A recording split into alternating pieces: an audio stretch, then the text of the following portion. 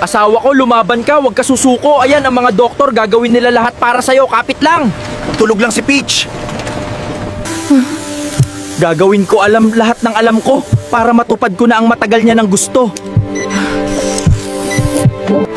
Sana maging okay lang ang asawa ko, maging successful sana ng operasyon niya. Magaling naman yung doktor niya eh.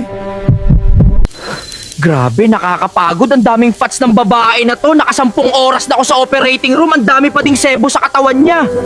Grabe, napagod ako sa asawa mo. Ang dami ko ginawa sa kanya.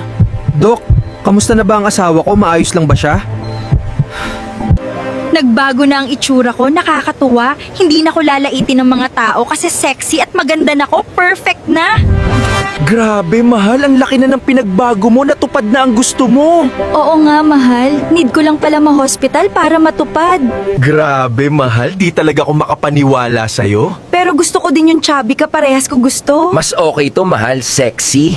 Mahal, samahan mo ko sa mall, may bibilin lang ako. Sige, mahal. Pero di kita masasamahan sa loob, ha? Pero susunod ako mamaya. Hatid na kita doon. Saan na nga ba yun? Yung gusto ko bilhin na damit? Mabibili ko na yun. Kasya na yun sa akin ngayon. Eto yun, ang ganda. Buti hindi pa nabibili. Kukunin ko na tong ngayon, may budget. At kaya na siya ng katawan ko. Sabi ko na nga ba, bagay na bagay ito sa akin. Ang ganda at ang sexy ko pa. Ipapakita ko to sa asawa ka, matutuwa yun sigurado. Ang bilis ng pinagbago niya, hindi nakakapaniwala. Kaya nga, ano kaya nang ginawa niya? Ang bilis eh. Nagustuhan mo ba ang suot ko, mahal ko? Oo, mahal. Nagustuhan ko ang ganda at ang sexy mo. Kaya ikaw kung gusto